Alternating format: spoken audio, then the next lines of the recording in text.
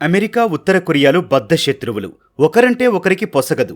అలాంటిది ఉత్తర కొరియాలో secret operation నిర్వహించేందుకు 2019లో అధ్యక్షుడిగా ఉన్న సమయంలో డొనాల్డ్ ట్రంప్ ఆమోదం తెలిపారని న్యూయార్క్ టైమ్స్ ఓ కథనం ప్రచురించింది. ఉత్తర కొరియా అధ్యక్షుడు కిమ్ జోంగ్ ఉన్ కు సంబంధించిన ప్రైవేటు కమ్యూనికేషన్ను నిరోధించేందుకు ఎలక్ట్రానిక్ పరికరాన్ని అమర్చాలన్నది లక్ష్యమని తెలిపింది.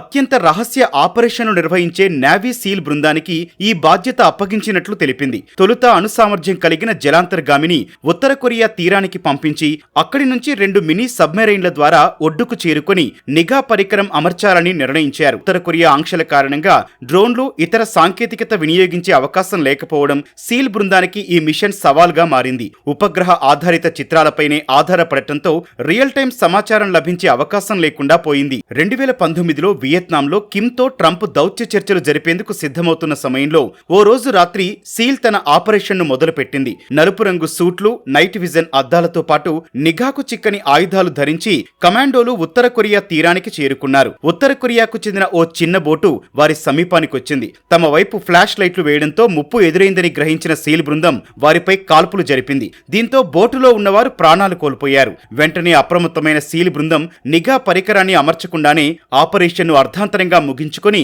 అక్కడి నుంచి వెనుతిరిగినట్లు న్యూయార్క్ టైమ్స్ తన కథనంలో పేర్కొంది.